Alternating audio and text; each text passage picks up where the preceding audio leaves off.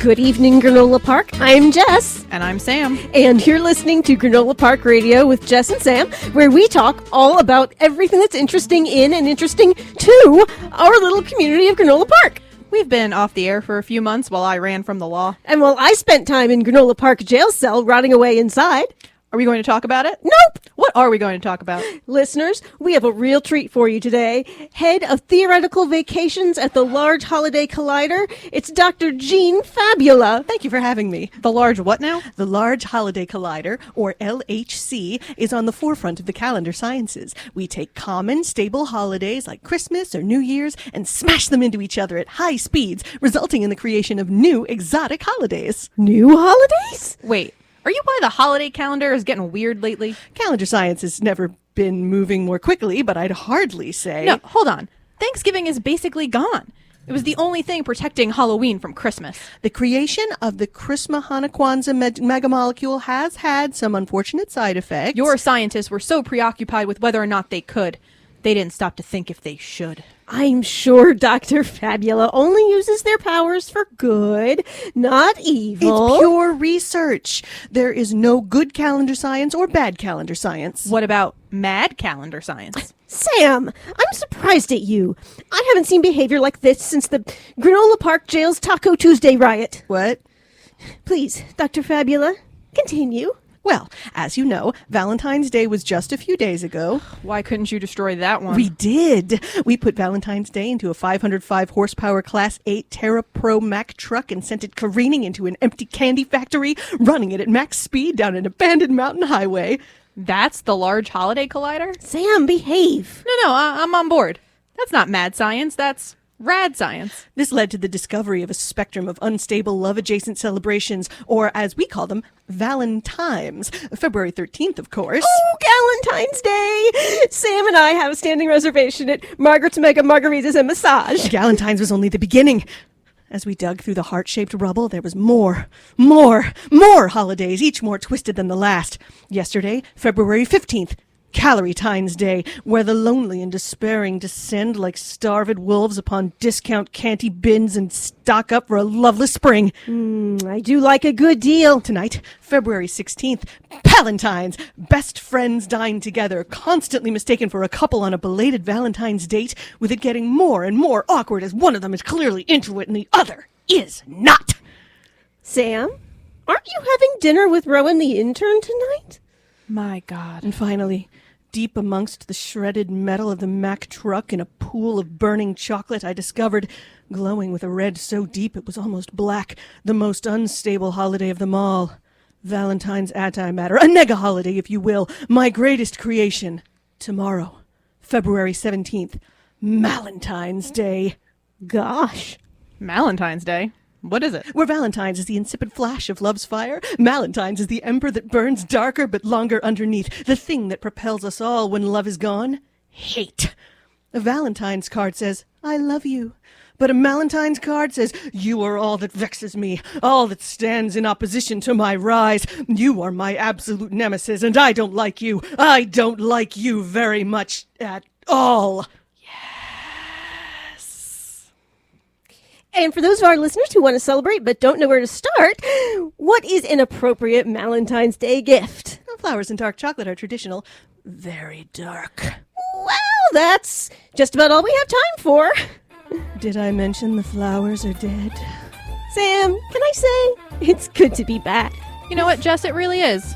Rowan the intern, if you're out there listening, our dinner tonight is canceled. I'm sitting across the studio from you. And if you're listening, guard number 24601, look for your bitter chocolate assortment in the mail tomorrow. You know what you did. Until next time, happy Valentine's Day from Sam and I and all to you in Granola Park. Up next, a special Valentine's edition of Wait, Don't Dump Me with Lucious and Dr. LeShoad.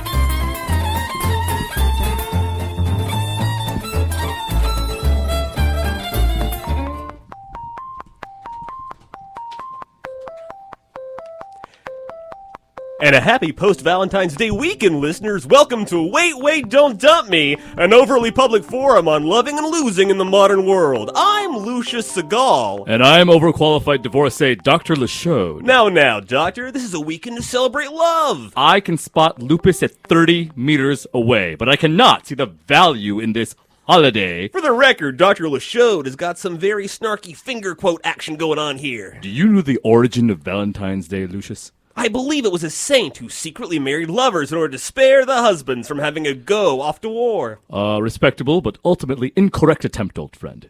You see, while the naming rights to St. Valentine's Day are shared amongst a few historical martyrs, the reason this celebration of love comes in mid-February coincides with the ancient Roman festival of Lupercalia. Amongst other things, it celebrates the harvest, the coming of spring, and finally, fertility, marked by the ceremonial pairing off of men and women of a certain age by lottery. Ooh, lucky Lupercalia? Romantic, isn't it?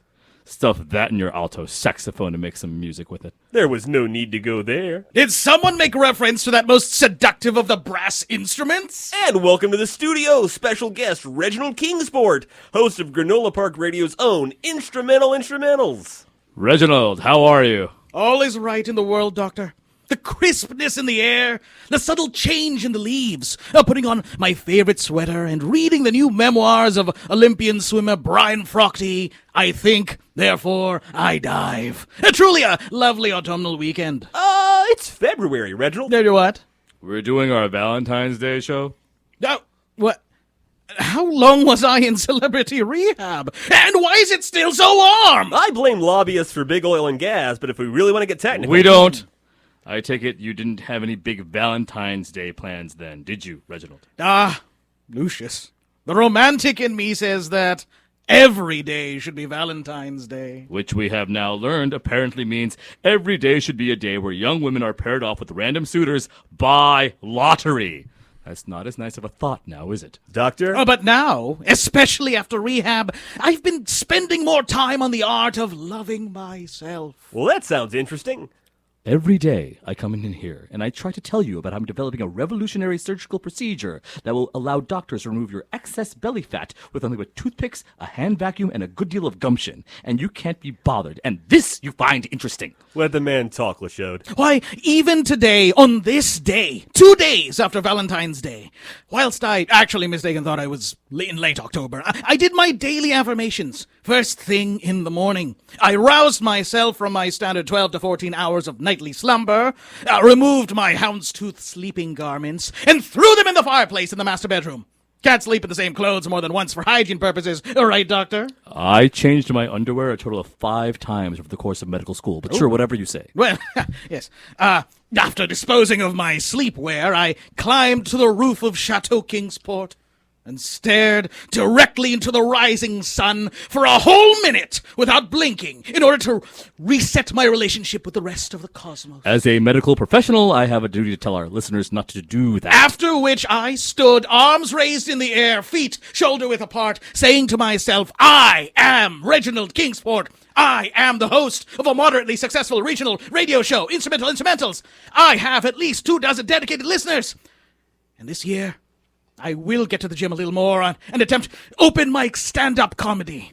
And then I took a lavender cinnamon-infused bubble bath and came right here to talk to my lovely friends Lucious and Dr. LeShoad. That's all you did today at 7 p.m. A pretty strict schedule breakdown for the first 6 months after rehab, you see. 12 hours sleep, 1 hour for affirmations, 8 hours for lavender cinnamon bubble bathing, work in a couple hours for commuting and exercising, and finally, an hour for whimsy. It's a full day. Is this your whimsy hour? Indeed it is, Doctor. For tomorrow's whimsy hour, I'm having a coconut water break with my favorite librarian. Like any good librarian, she's light on the small talk, but heavy on the whimsy. And besides, Doctor, hasn't it been shown that romantic activity is indeed good for the heart? Oh, is that true? Personally, it's not my glass of turmeric water, but medically I cannot deny the validity of Reginald's statement.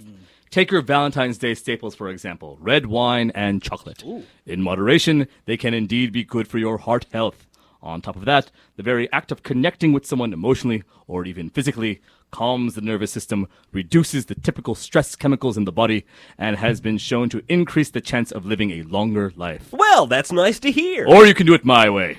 Get divorced for a second time before your 40th birthday, move into a one-bedroom apartment with no furniture aside from a squat rack and a Peloton bike, fill your refrigerator with heads of lettuce and lean chicken breasts, and do nothing but work out and perform surgery for 5 years straight. Am I miserable? Yes. Will I live to be 110? You betcha. If anyone is interested, my wife and I wanted to try something new for Valentine's Day, so I took her to a graffiti arts class.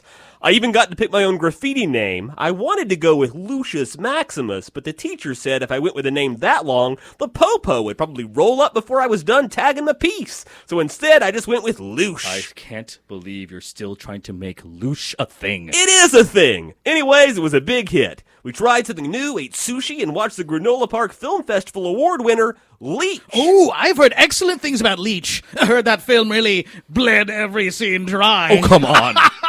Leech is a wonderful film. It's Canadian, but luckily there were subtitles. That must be nice. Vandalism, foreign cinema, carbohydrates. Pleasures left in another lifetime for me. Oh, I think these are all things you can have again, Doctor, and actually, our next guest could help. I don't need So help. we all know that besides the flowers, chocolate, and dinners, one of my favorite parts of Valentine's Day is the cards. I love a good card. I fill my bath time hours reading cards from former Valentine's companions. I find your life completely seductive and totally repellent at the same time. It confuses me greatly.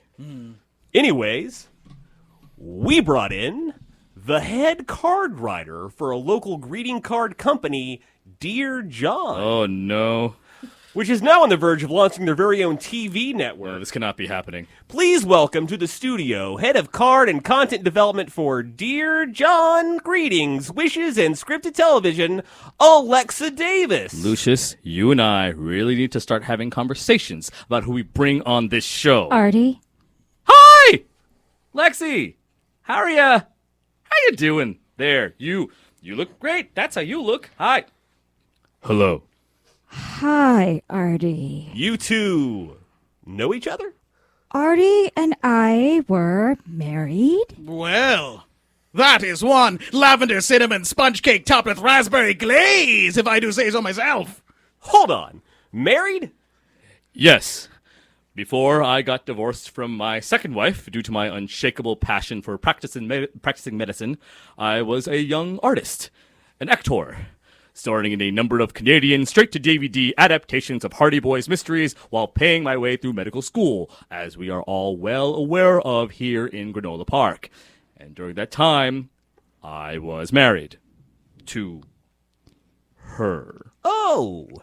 But that was all a long, long time ago. Long time. The listeners don't want to hear about that. So let's talk about you. Alexa, Miss Davis. Tell us about Dear John.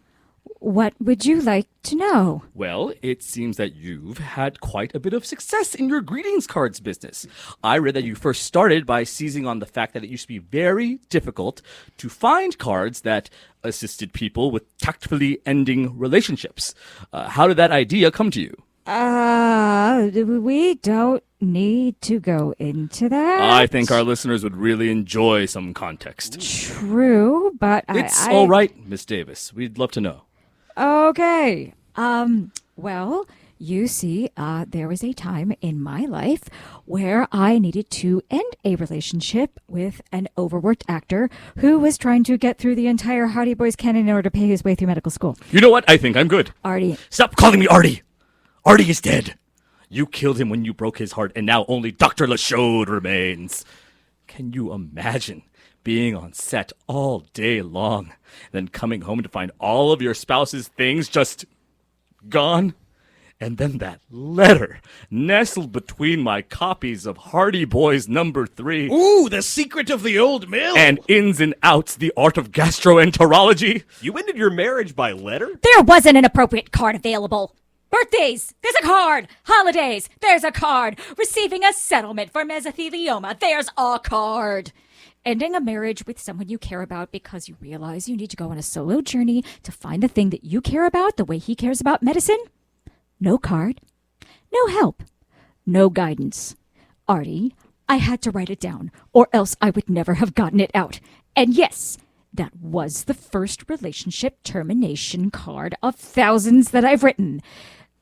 And they've helped people. And now, at Dear John, we do birthday cards and graduation cards, and yes, even Valentine's Day cards too.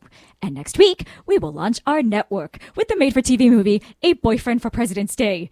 But just know that all of it started because of how much I loved you. And how I needed you to know that, even though I couldn't be with you. Do you remember the letter I wrote you? How could I forget? Roses are red, violets are blue. So what you gonna do for Valentine's Day since you're not married anymore? Sincerely, Lexi. P.S. Did you know that Valentine's Day has historical roots in pairing off young men and women by a lottery system in ancient Rome? How weird and awful is that? Anyway, sorry about the whole divorce thing. It was really great married. Ha ha ha. It was Valentine's Day? It doesn't matter. I'm really proud of you, Lexi. I'm proud of you too, Doctor. Hey, it's Artie. Okay. This is so touching I could cry. But it's already time for me to go back to bed. It seems like love is showing up all over the place here in Granola Park.